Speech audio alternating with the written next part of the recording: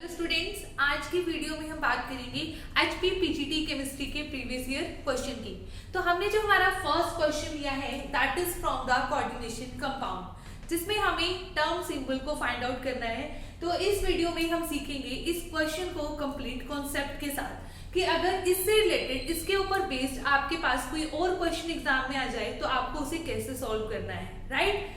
तो हमारे पास जो क्वेश्चन है that is the term symbol for sodium in the ground state is 4s 3/2, option D दे रखा है 2s 1/2, third option 3p0 and D is 2p 3/2। ठीक है, तो सबसे पहले हम बात करते हैं कि इस क्वेश्चन को हमें कैसे सॉल्व करना है। हमें क्या फाइंड आउट करना है, टर्म सिंबल। ओके, तो टर्म सिंबल में हम सबसे पहले बात करते हैं कि what do mean by the term symbol. जो हमारे पास टर्म सिंबल होता है that is represented by 2s + 1 Lj, right. ठीक है, 2s + 1 Lj, where s is spin multiplicity and L क्या होगा हमारे पास, L is angular momentum quantum number. जैसे उसके अकॉर्डिंग हम फाइंड आउट करते हैं, उसके लिए हमें स्टेट को प्रिडिक्ट करना होता है कि वो S स्टेट होगी, P स्टेट होगी, D स्टेट होगी। ठीक है, तो L को हम कैसे फाइंड आउट करेंगे। L के लिए हमारे पास इस तरीके से कुछ वैल्यूज होती है। ठीक है, जैसा कि हम एटॉमिक स्ट्रक्चर में भी हम स्टडी करते हैं। अगर हमारे पास L की वैल्यू हो 0 तो हमारे पास कौन सी स्टेट होगी, दैट इज S। अगर L की वैल्यू है 1 तो हमारे पास स्टेट होगी P। If value of L is 2 then state will be D. If value of L is 3 then state will be F। ठीक है, तो इस तरीके से हमारे पास क्या हो जाएगी, L की वैल्यूज के कॉरेस्पॉन्डिंग यहाँ पर स्टेट आ जाएगी। और अगर L की वैल्यू 4 हो तो हमारे पास स्टेट होगी G, राइट। ठीक है, तो इस तरीके से हमारे पास क्या रहेगा, यहाँ पर L की वैल्यूज के लिए कॉन्सेप्ट रहेगा, राइट। उसके बाद हमारे पास है J। ठीक है, J की वैल्यू हमारे पास यहाँ पर क्या आती है, L + S। ठीक है, ये मॉड्यूलस है, means we have to take positive value only. ठीक है, L + S to L - S। ठीक है, तो हमारे पास ये क्या आ जाएगी, value of J that is L + S to L - S, right. ठीक है, तो ये हमारे पास क्या होगा, टर्म सिंबल। जबकि हमारे पास अगर सिर्फ टर्म आ जाए फाइंड आउट करनी, ठीक है, अगर हमारे पास हो ओनली टर्म, तो टर्म हमेशा कैसे फाइंड आउट करते हैं, 2s + 1 L से। ओके, अब हमें क्या करना है, अब हमारे क्वेश्चन में हमें गिवन है, हमसे क्या पूछा है, the term symbol for sodium in the ground state is, means sodium के लिए हमें क्या फाइंड आउट करना है, टर्म सिंबल फाइंड आउट करना है। तो सोडियम के लिए हम सबसे पहले क्या राइट डाउन करेंगे, हमारी इलेक्ट्रॉनिक कॉन्फ़िगरेशन, राइट। ठीक है, 4 सोडियम इलेक्ट्रॉनिक कॉन्फ़िगरेशन इज, ठीक है, अगर हम कंप्लीट इलेक्ट्रॉनिक कॉन्फ़िगरेशन लिखे 1s2 2s2 2p6 and then 3s1, right. तो हमारे पास जो ग्राउंड स्टेट में यहाँ पर 1s2 2s2 2p6 3s1, okay. It means हमें यहाँ पर टर्म सिंबल, यहाँ पर क्या है आपके पास 3s1। ठीक है, तो हमने यहाँ पर ऑर्बिटल ले लिया 3s, राइट। हमने क्या लिया 3s।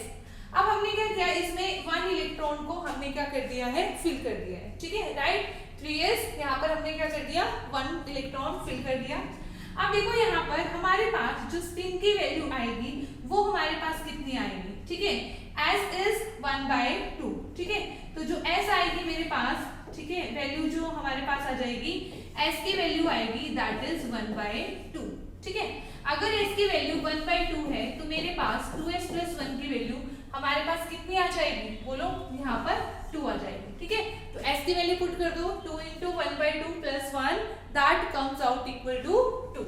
ओके, अब हमारे पास L की वैल्यू, ठीक है, अब s ऑर्बिटल के लिए हमारे पास L की वैल्यू क्या होती है, 0 होती है। जैसे p ऑर्बिटल के लिए हमारे पास L की वैल्यूज क्या होती है, अगर p ऑर्बिटल में बनाऊं तो यहाँ पर -1 0 + 1 हमें इस तरीके से क्या करना पड़ता है, रिप्रेजेंट करना पड़ता है। ठीक है, similarly for d orbitals from -2 to +2, ठीक है, जो हमारी ml वैल्यूज होती है। ठीक है, अब यहाँ पर हमारे पास L की वैल्यू कितनी आ गई 0, ठीक है, क्योंकि 1 इलेक्ट्रॉन है तो 1 into 0, तो 1 into 0 that is equal to 0।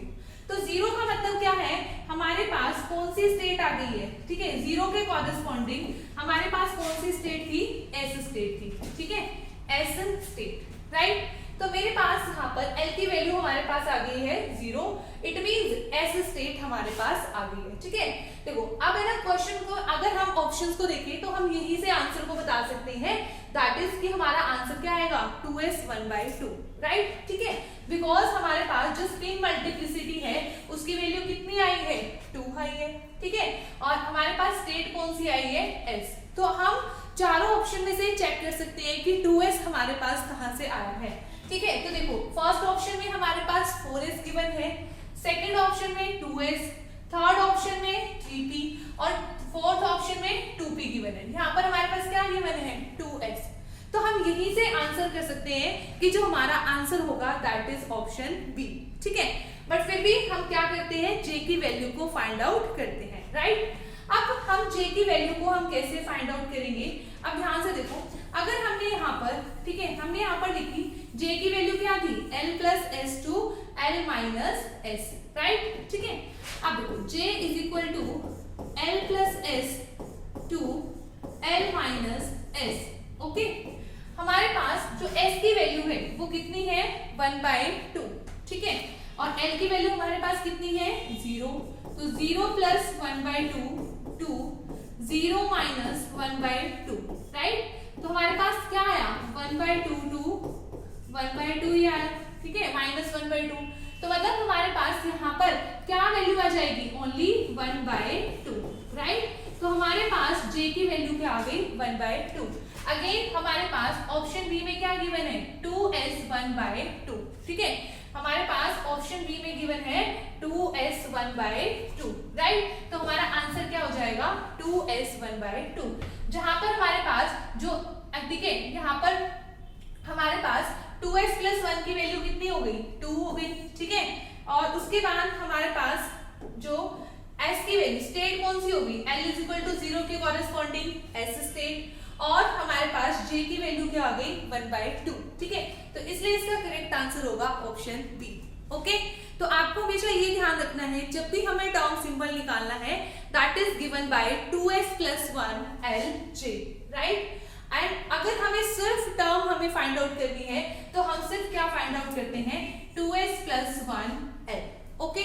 I think so आपको ये क्वेश्चन समझ में आया होगा with concept. Thank you so much.